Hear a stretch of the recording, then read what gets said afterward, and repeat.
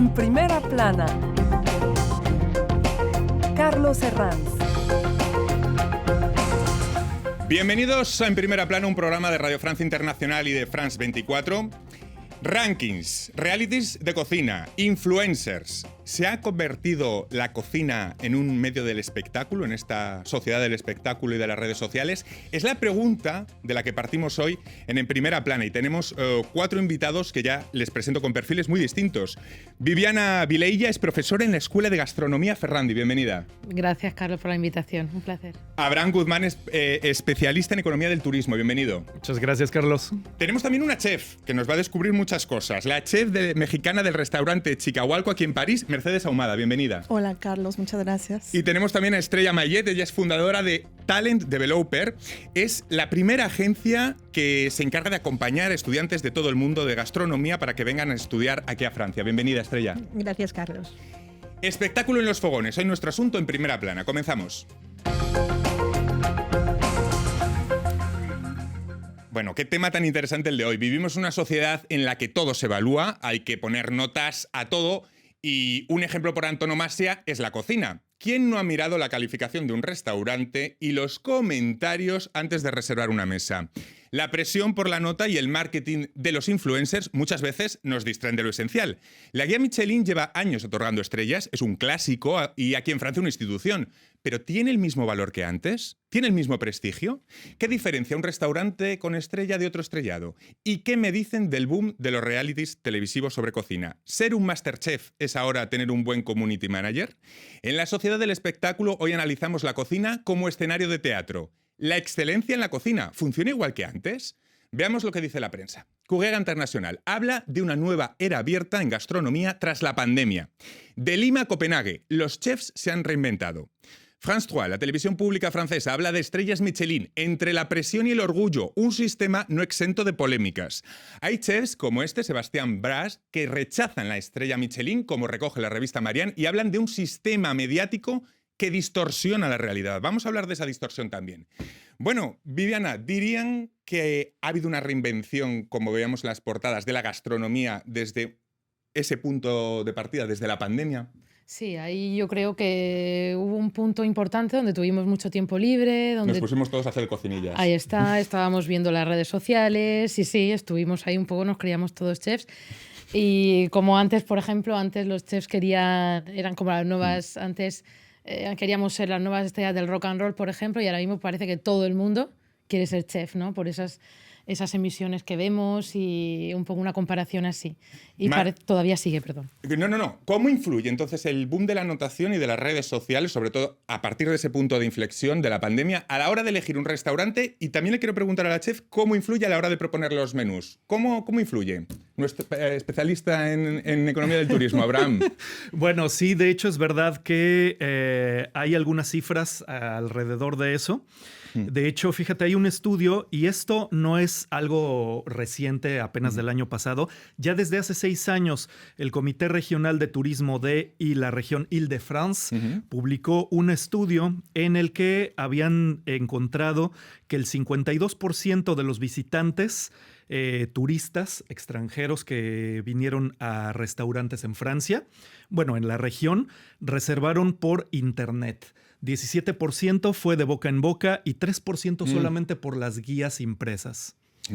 Es decir, estamos efectivamente ante un poder muy grande de Traslademos la pregunta a la chef. Dados esos datos y tanta influencia de las redes sociales, ustedes, por ejemplo, desde el restaurante, ¿empiezan a mirar los comentarios que les han dejado para cambiar cosas de la carta o para perfilar cosas o no? Claro que sí. Fíjate que este fenómeno nos ha llegado a hacer acciones como esta. Hablando de la cocina, si el espectáculo, ¿no? La cocina es una expresión artística. Para quienes nos dedicamos a esto, esta expresión artística en las redes se ve magnificada. Es decir, muchas veces no corresponde en realidad a los lugares que están notados. Entonces, eso efectivamente nos guía o nos lleva, y es forzoso en muchas ocasiones, a adaptarnos al visual que el cliente espera, ¿no? Entonces, muchas veces ellos notan de acuerdo a lo que están viendo y no a lo que en realidad es. Y eso es una presión tremenda porque increíblemente, las notas más bajas, no solamente en mis notas, sino en los colegas que tienen, es gente que jamás ha ido al restaurante. Tremendo. Le voy a hacer una pregunta, es un poco mala, pero bueno, ¿no será la competencia que se meten a...? Fíjate que... Es que eso también se... Puede ser. Puede ser, no estamos exentos. Yo creo que... Pero más bien son las expectativas que la gente tiene al mirar, al ver las expresiones de la gente, porque finalmente, como te decía, la cocina es una expresión artística, pero la fotografía también lo es, ¿no? Y entonces entran diferentes actores como fotógrafos, metteur en scène, gente que realmente se dedica a esto, y entonces la competencia se magnifica, ¿sabes? Vamos con otros barómetros, porque también hay presión por las guías. Entre los 50 Best, la guía Golden Miló, las estrellas Michelin, abundan clasificaciones y rankings, algunas con tradición, para evaluar cocinas de excelencia. Pero chefs, críticos culinarios y expertos del sector cuestionan cada vez más estos barómetros que vierten a veces más en el espectáculo que en la buena cocina, dicen algunos, sobre todo por el tema de los chefs mediáticos, ¿no? ¿Estamos en esta deriva culinaria de la sociedad del espectáculo del chef mediático? Muchísimo. Yo, acompaño a los estudiantes, como has dicho antes, que vienen del mundo entero, que desean venir a Francia a hacer prácticas profesionales, y esos estudiantes pues miran, porque son jóvenes, claro, están en los colegios, tienen unos 20 años, y son los estudiantes que hoy son los que mediatizan muchísimo nuestro sector y todos los otros sectores, desde luego. Y esos estudiantes a veces me dicen, yo quiero ir con un chef, con tel chef. Y yo les pregunto, ¿pero por qué quieres ir? Ay, es que he visto cosas impresionantes, he visto fotos que hacen, es increíble, pero muy bien, pero detrás, ¿qué técnicas tiene? ¿Qué es lo que hace? ¿Cómo lo hace? ¿Cómo es su brigada? ¿Te has informado un poquito a este nivel? Para nada. Eso ya es otra cosa. Una estrella Michelin, ¿dirían ustedes que hay más orgullo o presión para obtener una estrella Michelin? ¿Tiene el mismo prestigio tener hoy en día una estrella Michelin de lo que lo tenía hace 20 años o incluso antes de la pandemia? Yo diría que ha habido una diferencia, que ¿Cuál? hay cambios generacionales que nos ha hecho, por ejemplo, que hay los jóvenes, la generación Z de unos 20 años, pues este público, por ejemplo, va a querer a lo mejor que el camarero no le moleste, que haya un QR para escanearlo y ver el menú, para que siga él posteando cosas en internet. Y en cambio hay otro público que es el de toda la vida, vamos a decir, el clásico que siempre estará, pero ahora hay un poco en menor medida, y que en ese momento hay esa persona sí que quiere el storytelling de cuéntame detrás de este plato qué ha habido, qué ha hecho el chef, que luego el chef venga a vernos, que nos termine de explicar y que salgamos del restaurante un con show una que va mucho más allá, ahí que va está. mucho más allá. Y han cambiado. Abraham o Estrella o nuestra chef Mercedes, una estrella Michelin está claro que se paga en cuenta. ¿Hay desfase en esos precios respecto a la calidad de la comida servida? ¿Quién se atreve? Buena pregunta. A ver, Abraham, ¿quién se atreve? A mí me gustaría decir que yo creo que el hecho de tener una estrella o no, ¿cómo decirlo?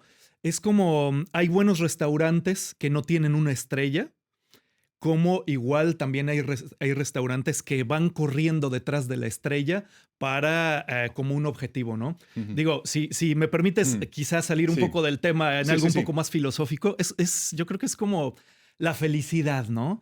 Dicen que la felicidad no debe ser un objetivo, sino que es el camino, es lo que transcurre mientras la estás buscando, ¿no?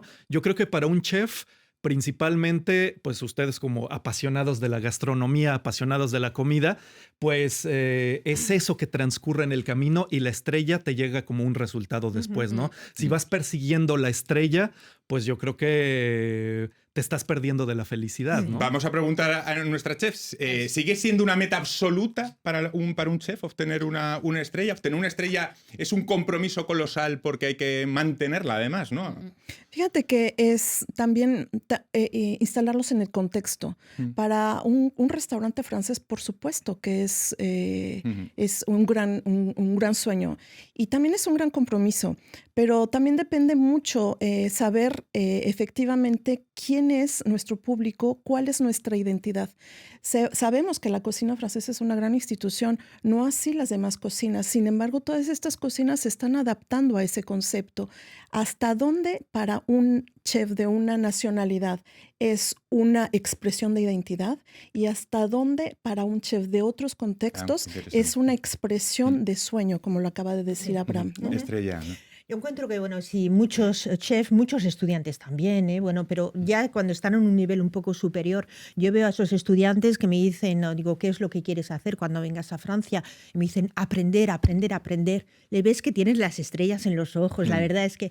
Pero cuando ya tienen un poquito más de experiencia, sí que te dicen, pues quisiera tener una estrella Michelin. Cuando ya tienes un poco de experiencia, es un reto y es un objetivo. Y la verdad es que es importante saber que siempre será este objetivo de obtenerla. Vamos con otro tema. Les pregunto a todos, ¿los realities de cocina, MasterChef, repercute positiva o negativamente en nuestra gastronomía? Abraham o Viviana. Las dos cosas. Sí, yo creo porque- positivamente. Positivamente. Sí, Yo creo muy positivamente. desde positiva, luego. Sí. pero a veces no todos podemos ser chefs, yo No. creo. Mm. Todos tenemos nuestro ladito, ¿no? Chef ahí guardado, o que sabemos siempre hacer una cosita bien o dos recetas, pero bueno, depende de cómo se use también. Bueno, Iba a decir otra maldad. Iba a decir, bueno, menos mal que el reality es de cocineros y no de cirujanos. Que se Sí, meten- claro. Bueno, que también... Uy, también Bueno, es pero otro- no voy a dar ideas. otro- Abraham. Es que entre los realities y las redes sociales también hoy en día, gracias a las redes sociales, todos somos críticos de arte, todos somos claro, sí, sí. especialistas de política, de economía y pues todos también somos especialistas Claro. de gastronomía, ¿no? En los tiempos porque tengo derecho a decirlo. Es mi opinión. Exactamente. Yo creo que influye de forma positiva, muy positiva, porque al menos ya se ve que es un verdadero trabajo. Porque antes podía ser, bueno, eres cocinero porque no sabes hacer otras cosas. Ya se ve y se evalúa muchísimo. Y lo vemos hoy en las escuelas. Hay muchísimas más clases y muchísimos más estudiantes que hacen cocina de los que pueden hacer servicio, por ejemplo, Sí. que no se evalúa tanto a lo mejor en las redes sociales. Pero sí que es algo, sí, desde luego, que es la reality. Pero cuando ves detrás, todos tienes estrellas. La gente que presenta, los que están siendo cocineros, o sea, que ellos también han buscado esas estrellas. O sea, que si las han buscado es porque es interesante para ellos. Vamos a hacer en este punto una breve pausa, pero a la vuelta preparen consejos porque les voy a pedir que den a nuestros oyentes y a nuestros telespectadores consejos a la hora de ir a buscar un restaurante. ¿Cómo moverse? También les voy a preguntar dónde ha quedado la guía tradicional. Con todo esto de los influencers, los concursos de cocina televisivos, ¿todavía hay espacio para...? ¿Quién se compra una guía? Lo vemos a vuelta de pausa. Hasta ahora.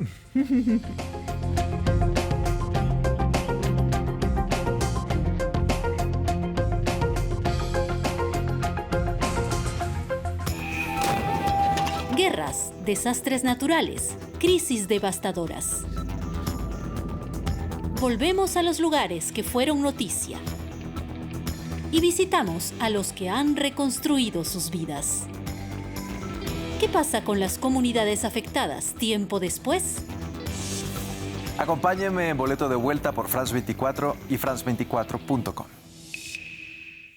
Esta semana en Primera Plana hablamos de espectáculo en los fogones, de cómo han transformado los influencers, los concursos de cocina, todo el mundo de la gastronomía. Lo hacemos con la profesora de Escuela de Gastronomía Ferrandi, Viviana Vileilla, con el especialista en Economía del Turismo, Abraham Guzmán, con la chef Mercedes Ahumada y con Estrella Mayet, que es fundadora de Talent Developer, es la primera agencia que acompaña a estudiantes de gastronomía a venir a Francia. Antes de la pausa estábamos analizando concursos de cocina, si lo hacen bien o mal, efectos de los influencers. Todo esto, al final, no sé si es una pregunta un poco nostálgica, ¿dónde han quedado las famosas guías? Es decir, ¿es un objeto ya para el culto? ¿Es algo nostálgico? Abraham. Bueno, las guías, de hecho, desde un principio no se utilizaban mucho, que digamos, es decir, la guía Michelin, que empezó con el auge del automóvil en 1900, se regalaba y traía consejos principalmente pues para los automovilistas de dónde cambiar sus neumáticos, etcétera, y empezaron a meter restaurantes ahí y empezaron a agregar esta clasificación. La guía en sí no la utilizaba casi nadie, estaba ahí, la tenían arrumbada en los talleres mecánicos. ¿Qué hicieron? Dijeron, hay que darle valor para que la gente la compre. La empezaron a vender a 7 francos y a partir de ahí empezó a tener un cierto desarrollo. Hoy en día, con el internet, ¿quién utiliza la guía Michelin o las guías impresas? Pues nuevamente se han tenido que adaptar a hacer un producto de internet que más que nada lo que vende es el nombre de las estrellas, más que la guía impresa por sí misma. No sé si dirían que son todavía fiables. ¿De qué depende la reputación de una guía, Estrella? Bueno, ¿Cómo se testan los restaurantes? Bueno, la guía Michelin ya se sabe que todos los restaurantes se testan, desde luego. Hay personas que vienen que en principio, digo bien en principio, vienen de forma completamente autónoma y sin pagando su cuenta, Claro. o sea, sin ningún tipo de que sepan que vienen, desde luego. ¿Cómo se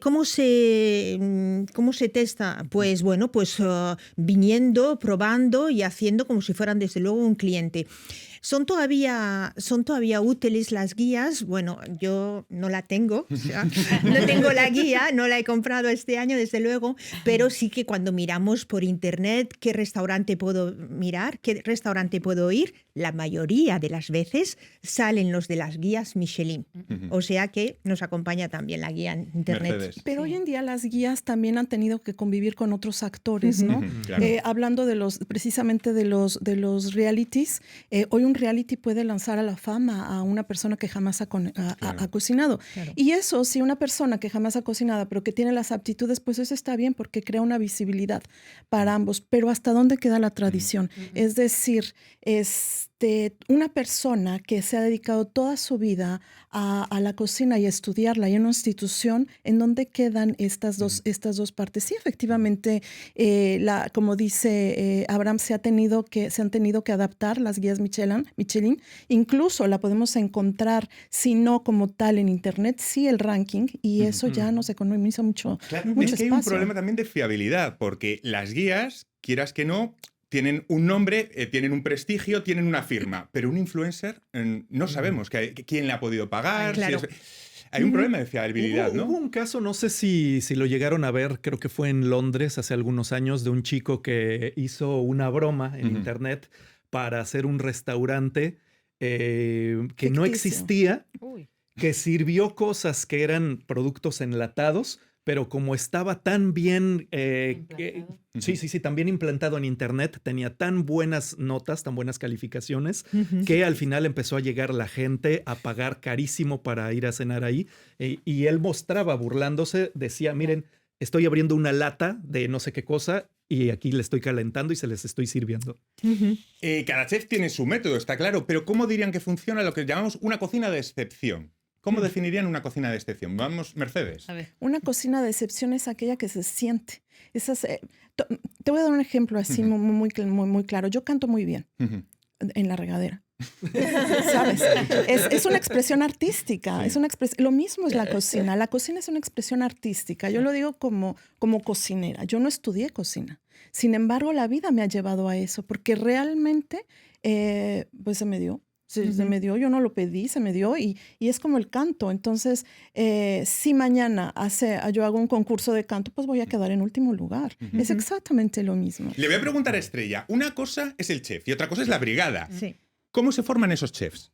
Bueno, los chefs siempre vienen de una brigada más grande, desde luego, han estado con otro chef y al cabo de un momento, pues bueno, quieren una cierta independencia y esos chefs, bueno, continúan haciendo sus propias brigadas y las brigadas en principio, son muy solidarias porque el trabajo en la cocina es muy complicado y una vez que se trata bien, y eso es otra cosa también en la que se puede hablar, desde luego, cómo se trata a los empleados en las cocinas, cómo es la brigada de la cocina, pero una vez que se tratan bien a los empleados, es una gran fidelidad.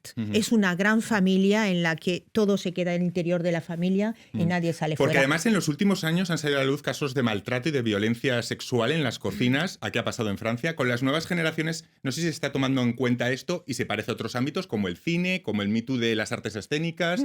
No sé si creen que está empezando a pasar esto también en las cocinas. Sí, eso Pero que va es a lo mejor una evolución natural, ¿no? Igual que... Sí, eso siempre, por desgracia, creo que también ha existido.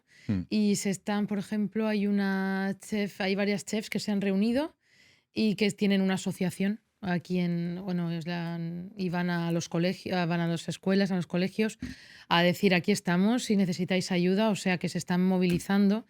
Y ella, por ejemplo, sí, se está movilizando porque también es que la figura de la mujer, bueno, hablando un poquito de esto, de la mujer, pues también como siempre tenemos como la imagen de, es un mundo difícil, ¿no? Para entrar en la mujer, en el mundo de chef, una mujer y siempre nos vemos como la figura masculina. y hay asociaciones para ello. Volviendo al tema de la formación, ¿es una formación que se puede considerar de élite? ¿Cuánto es el tiempo de formación? ¿Cuánto se paga en esas escuelas selectas? No sé, nos vienen a la cabeza algunas, las escuelas culinarias de la Academia de Artes Culinarias, el Instituto Culinario de América, el Cordon Bleu. Sí. ¿Cuánto cuestan esas formaciones? ¿Cuánto es elitista? Bueno, las formaciones esas son muy elitistas y son muy, muy caras. No, Sí. sé, no nos vamos No nos vas a a mentir, engañar. desde luego, son muy caras. En Francia existen muchísimos tipos de formaciones porque la formación en Francia existe desde hace muchísimo tiempo y por eso esas escuelas tan caras tampoco tienen estudiantes franceses, porque un estudiante francés pues, no va a pagar tan caro para este tipo de formación. Pero desde luego las formaciones van hasta el bachelor, se tiene que ser un jefe de empresa, porque hoy no solamente eres chef, también eres jefe de empresa. Entonces hay formaciones que van hasta la licencia y mucho más. Pero bueno, sí que hay formaciones Hay otras- elitistas Hay otras más. y no nos vamos a... Sí. Pero bueno, esas formaciones elitistas, si te dan el diploma que te va a servir a abrir puertas en algún sitio, pues a veces lo pagas, desde luego. Sí. Abraham o Mercedes, en la última edición, vamos a comparar Europa con América Latina. En la última edición de los 50 Best, 10 de los mejores restaurantes del mundo estaban en Latinoamérica y otros tantos fuera de Europa. Pero ¿el viejo continente sigue siendo central en el show gastronómico? Dirían que en comparación con lo que está pasando en Latinoamérica, si pudiéramos comparar lo que está pasando en Europa y lo que está pasando en Latinoamérica, ¿cómo lo verían? Finalmente, Latinoamérica siempre va a estar inspirado. Para nosotros, en todo el continente en Latinoamérica, siempre vamos a estar inspirados de estas culturas porque son nuestras culturas madres.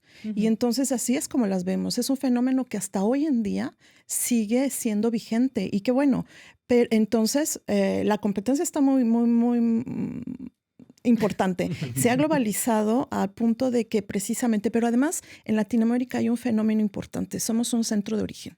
Y precisamente como somos un centro de origen, ya simplemente los ingredientes están a la Exacto. altura son los mejores. Somos un centro de origen. No sé si queréis añadir algo, Abraham, Viviana. Sí, está habiendo un cambio, sí, también de turistas global. para viajar a otros lugares y de cocina, y porque este año el mejor, si no me equivoco, creo que el top está en Perú. Ha sido elegido sí. Mailo, En el- creo. ajá, Sí, sí. Ha sido elegido como el mejor restaurante. Y ha habido japoneses también. Sí, ha habido, es que ya mucha sobre gente. 10 restaurantes, 3 son peruanos. Sí. De Sí, sí. los de esta clasificación del top Sí, 10 están del cambiando año los... pasado. Sí. Pero bueno, la cocina madre viene un poco de Francia. Y sí que los estudiantes te dicen quieren venir aquí porque es la madre de la cocina, las madres de las técnicas de la cocina, porque esas técnicas después se utilizan desde luego con otros productos. Y lo que está muy bien, porque antes los chefs franceses, cuando se iban al extranjero, lo que hacían era llevar los productos franceses, te llevaban la mantequilla, te llevaban todos los quesos. Y ahora se dan cuenta que, bueno, que te llevas las técnicas, pero utilizas los productos que están allí. Eso a es muy usted, También es Mercedes, importante. aquí donde para un nace el re- restaurante. ¿Sí? Para un restaurante mexicano, en su caso aquí en París, los productos, ¿tiene dificultad en encontrarlos, los ingredientes? ¿Cómo lo consiguen? En el caso de la cocina mexicana específicamente, al ser una cocina mestiza, hay muchos de los ingredientes que encontramos en Europa, precisamente porque algunos viajan de España, de Oriente, y nosotros en nuestro caso lo único que importamos son chiles y maíz, ¿no? Pero de ahí en fuera porque trabajamos con la temporada. O sea, hay una temporalidad y entonces podemos adaptar esta cocina mexicana. Pero en realidad, hoy en día las cocinas son mestizas y hay que echar mano de eso.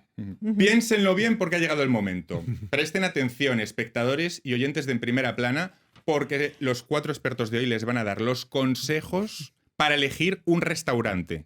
¿Qué criterios son los adecuados? ¿De qué hay que fiarse? ¿De qué no? Es decir, mañana, los oyentes que nos están viendo van a ir de cena. ¿Qué consejos les dais para elegir un restaurante? ¿Por dónde empezar? ¿Por dónde empezar? Viviana. Si conozco a alguien un poco que esté en el mundo de la restauración. O sea, más o- el boca a boca. El boca a boca. Ujú. El boca Sí. a boca. Yo iba a decir Están de lo acuerdo mismo. todos. Al Mejor el boca a boca a boca. boca que... Ah, sí, desde luego. Eso. Podéis ir aportando, ¿eh? Abraham.